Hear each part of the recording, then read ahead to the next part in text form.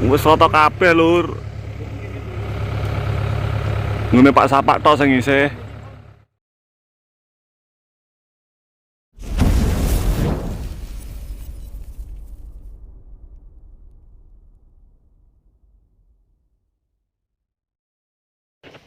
Bangunan permanen milik Musyafak bekas kaf di kawasan Lorok Indah Desa Margorejo, Kecamatan Margorejo, Kabupaten Pati, Jawa Tengah masih tersisa dan kini menuai kecemburuan. Pasalnya, ada satu bangunan hingga saat ini masih tersisa yang seakan-akan tebang pilih.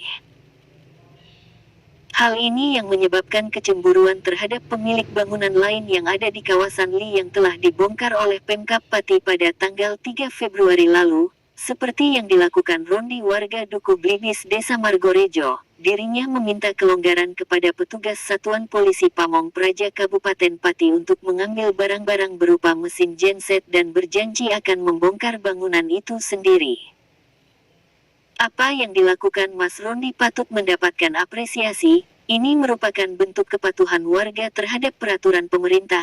Rondi yang punya bengkel dan genset di LI saat pembongkaran lalu meminta izin kepada kami agar jangan dibongkar dulu, ujar Kasat Pol PP Sugiono menirukan Rondi saat meminta waktu itu.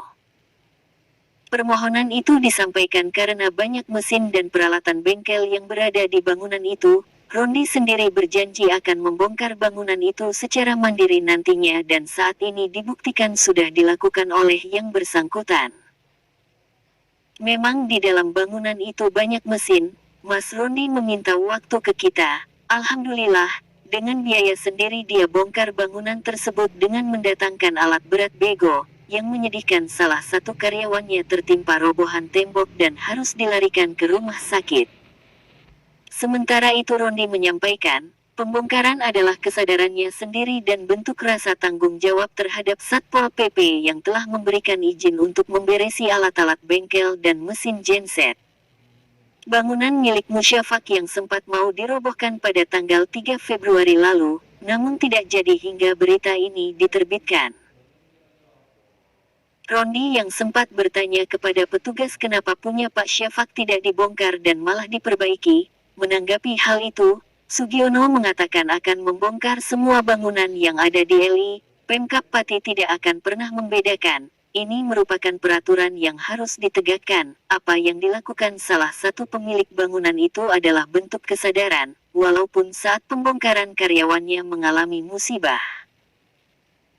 Kami akan melaksanakan pembongkaran dalam waktu dekat. Mas Rondi juga sudah mempertanyakan bangunan yang belum dibongkar. Dirinya sempat menanyakan kenapa bangunan Pak Syafak masih tersisa. Ini jelas sertifikatnya lahan pertanian, dan kami jawab semua akan dibongkar, tandas Kepala Satpol PP.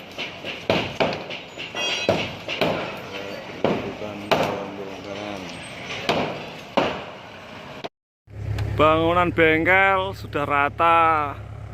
Bangunan genset, kandang pitik sudah rata. Demikian dilaporkan. Wis rata kabeh, Lur. Ngene Pak Sapak tok sing isih.